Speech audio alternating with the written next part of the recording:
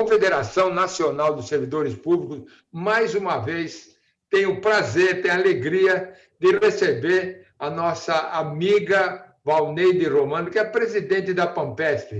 A Pampesp, que é uma lutadora, batalhando sempre em prol do aposentado e pensionista no estado de São Paulo e em prol de todos os servidores públicos em geral, né? Então, Valneide, obrigado pela sua participação mais uma vez. E eu queria detalhar um pouco essa luta que vocês estão realizando com o apoio total nosso da Confederação sobre o PDL 22. Então, eu acho que existe sempre manobras para que a coisa seja postergada. Eu costumo dizer que os deputados, existe uma base que apoia o governador, mas nós temos que conscientizar o deputado que não é só apoiar o governador, ele tem que pensar na população, ele tem que pensar na responsabilidade que o aposentado tem exatamente no período de pandemia. Então, queria que você detalhasse como é que está essa evolução, principalmente em relação à comissão e depois a própria colocação na pauta do próprio presidente da Assembleia. Então, a Pampesp, ela procura fazer o trabalho corpo a corpo, doutor Tutílio, na medida do possível, né? Porque é a forma como nós sabemos lutar. A história da Pampesp sempre foi uma história de luta, a gente não fala uma luta física, corporal, mas é o olho no olho, é visitar os gabinetes, é conversar com os deputados, e assim a gente continua a nossa luta, a nossa estratégia. Então, nós procuramos o deputado Mauro Bragato, porque, enquanto presidente da Comissão de Constituição e Justiça e Redação da Assembleia Legislativa, ele tem o dever de, em contato com o presidente, contactar o presidente Carlão Pignatari, para pautar o PDL 22.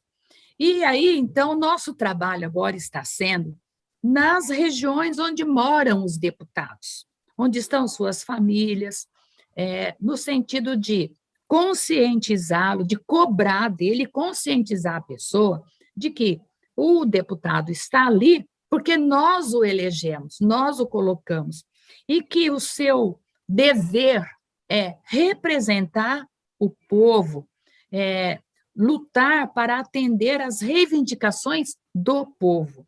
Embora sendo partido de um partido político, sendo da base ou não do governador, mas, em primeiro lugar, é defender os direitos, principalmente os direitos adquiridos do seu eleitor.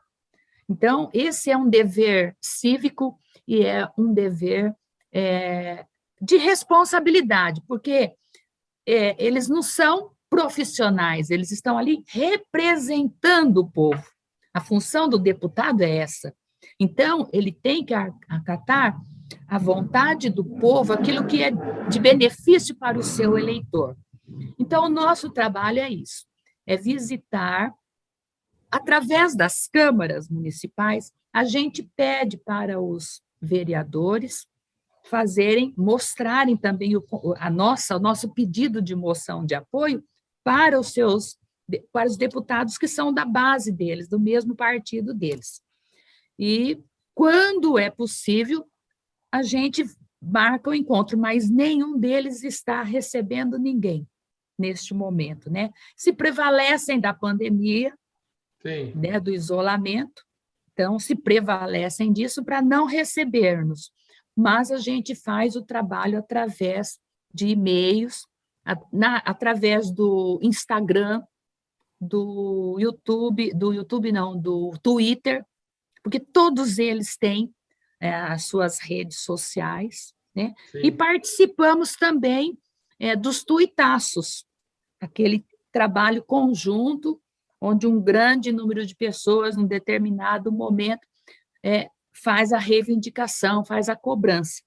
É que o nosso pessoal, devido à idade já muito avançada, a maioria dos nossos associados não tem essa familiaridade com os meios eletrônicos, né? Sim. Mas pelo menos um quinto dos nossos associados já estão engajados nesse trabalho, nesta luta. Muito bom. Tá? Eu acho que eu costumo dizer, Valneide, que o deputado, a única coisa que ele tem medo é do voto. Então, exatamente isso que vocês estão realizando é o principal, porque ele tem que sentir a pressão no local em que ele é votado. Na região A, na região B, na região C, essa região que ele tem que ter medo do voto, né? Então, ele tem que sentir que os aposentados, não só os aposentados, mas os servidores em geral, porque eu acho que nessa hora não é só a luta do aposentado, porque um dia todos serão aposentados, né, como nós, né? Mas eu acho que o servidor ativo ele tem que apoiar também o aposentado em qualquer situação, porque ele vai ser um aposentado futuro. Então, na medida em que há uma união dentro daquela região e pressiona aquele deputado, nós podemos conseguir frutos bons, né? Um objetivo pode ser alcançado, né? Eu acho que essa é a colocação. Eu até solicitei isso para a Associação dos Funcionários Públicos, conversei com o presidente Gradim, falando exatamente nisso, dizendo, olha, a associação tem representação em todas as regionais. Então, é importante fazer um trabalho, e eles já tem até eles fizeram aqui em respeito aos pensionistas e aposentados, somos a favor do PDL 22 de 2020. Então, eles já estão trabalhando também nas regiões todas, porque eu acho que é o mais importante, trabalhar regionalmente, trabalhar onde o aposentado precisa do voto, o deputado precisa do voto, né? Então, eu acho que esse trabalho é magnífico, é isso. Deixar claro. A linha é essa, tem que ser essa, né? Ser essa linha e deixar claro que o aposentado ele tem família. Sim. E o deputado ele precisa do voto. Claro. Então, a nossa arma é o voto. Com certeza é o voto consciente, né? Sim. Sempre na época das eleições, nós trabalhamos agora na eleição passada e nas próximas também trabalharemos no sentido de estar conscientizando a população, o eleitor, de que o voto é responsabilidade dele, que o voto não pode ser vendido, né? Então, e que a importância dele colocar alguém lá para representá-lo e que esse alguém, quando estiver lá na Assembleia, abra as portas do seu gabinete para recebê-lo, para ouvi-lo, né? E para atendê-lo, se for necessário. Então, a gente faz esse trabalho de conscientização e diz para o deputado, se não votar a favor, não volta para a Assembleia. Claro. Não votar a favor, não volta. Porque nós vamos denunciar os inimigos dos servidores públicos e, consequentemente, do serviço público. Sem dúvida. Inclusive, Valneide, nós fizemos um artigo agora, recentemente, e que acho que a gente deveria voltar a discutir esse assunto da representatividade do servidor público nas bancadas, né? Eu acho que o servidor público, tanto o aposentado como o ativo, todo servidor público, nós somos 12 milhões no Brasil inteiro. E se isso que você colocou, se você colocar todos os familiares, o contingente é muito grande da família do servidor público, né? Então, nós temos uma arma poderosa na mão e nas eleições futuras, nós temos que pensar melhor em quem votar, né? Será que nós temos que ter, inclusive, candidatos servidores públicos, né? Fazer com que haja uma união das entidades e dizer, olha, nós vamos apoiar esse ou vamos apoiar aquele, porque a gente tem condição desde que a gente se una, desde que a gente conscientize o servidor, porque muito servidor, você sabe disso, né? Reclama muito, mas chega nessa hora não apoia. Esse é um problema seríssimo, né? Seríssimo. Então, a representatividade é um problema muito importante para a gente definir no futuro quem serão os nossos candidatos, se é servidor ou se alguém, mesmo não sendo servidor, apoia uma pauta dirigida ao servidor público.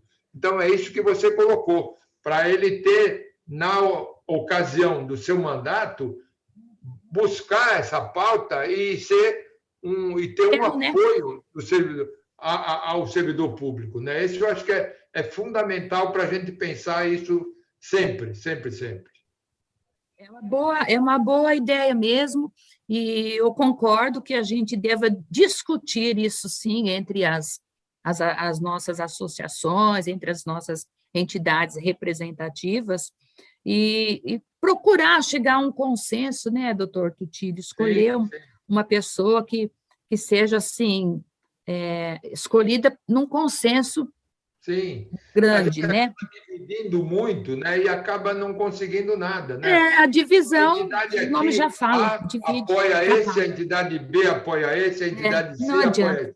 Se nós nos unirmos, nós temos condição de colocar algumas pessoas que sejam favoráveis ao servidor público, né? Isso em termos de vereador, em termos de deputado estadual, deputado federal. Nós perdemos o Arnaldo Faria de Sá, que era o nosso aliado, né, lá na Câmara, agora está como vereador, e já estão fazendo um trabalho contra ele, né? Né? Vixe. Dizendo que ele é racista, né? Ai, meu Deus do céu. Mas é um trabalho nosso grande, e eu acho que vocês estão no caminho certo, né?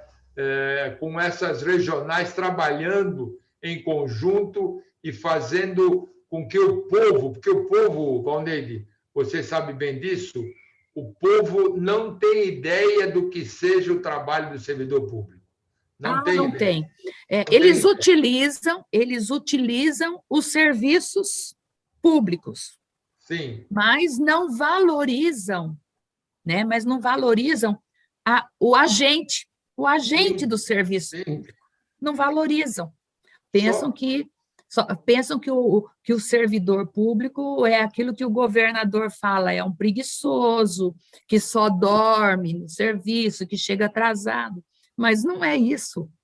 Verdade, Veja aí, o que seria a educação, a segurança, a saúde, se não fossem as pessoas que estão ali, né? Os servidores públicos que estão lá, trabalhando, promovendo esse atendimento, essa segurança, a educação, não é mesmo?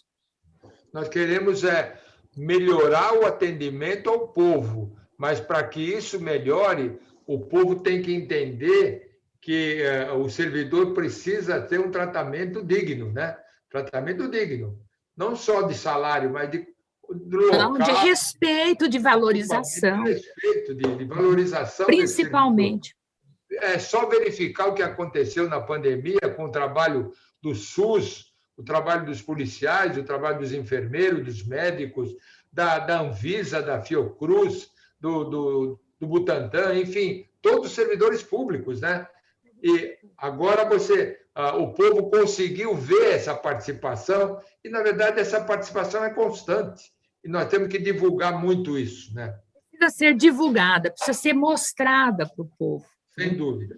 Mas queria agradecer essa sua participação mais uma vez e parabenizar pelo trabalho, e vamos fazer essa luta do PDL 22 acontecer e fazer com que os deputados se conscientizem da necessidade social da aprovação do PDL 22. E pedir para o povo união, porque a união fortalece. Juntos seremos mais fortes. Sempre. Obrigado, Valneide. Um grande abraço. Obrigada, senhor. Muito obrigada. Um abraço.